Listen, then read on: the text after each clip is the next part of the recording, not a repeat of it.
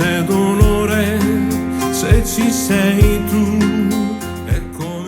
Cari amici di Eventi del Territorio, ben ritrovati a tutti. Siamo tornati a Susegana, in Quil di Crevada. Siamo assieme all'associazione Vai Crevada, con noi il vicepresidente Augusto Zanette. Sì. Ben ritrovato Augusto, è un piacere accettare il tuo invito. Il piacere è nostro. Raccontaci un attimino, intanto come nasce questa sagra e poi Sì. Allora, facciamo presente che è già una sagra storica, perché io ho 66 anni e era nata ben prima. E perciò i nostri vecchi sono partiti in un garage, diciamo, con salsiccia, polenta e vino rosso e non c'era altro. Perciò in tutti questi anni abbiamo fatto dei passi da gigante, e adesso possiamo fornire dei stand, c'è di tutto, dalle serate a tema come il pesce fritto, la paella, la serata della postata.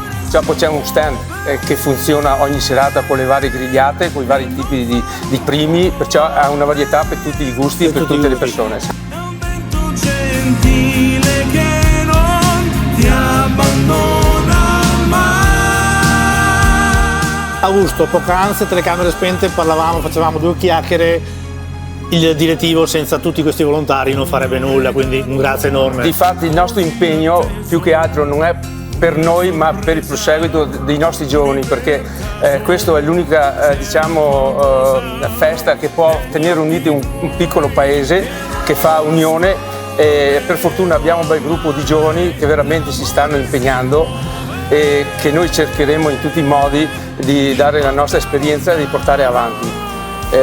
Facciamo presente che a Crevada negli anni abbiamo costruito qualcosa di bello, dalla cucina a tutte le varie cose, perciò sarebbe un peccato, andare a disperdere tutto. E non fa rumore, lo sai, è un vento gentile che non ti abbandona. Come dicevo prima, purtroppo la burocrazia e le leggi nuove ci mettono veramente, stiamo veramente, come si può dire? Ci sono grosse difficoltà. Grosse difficoltà, perché purtroppo ogni anno c'è una legge nuova e questo e l'altro. Comunque cercheremo in tutti i modi di poter portare avanti queste tradizioni. L'amore si muove.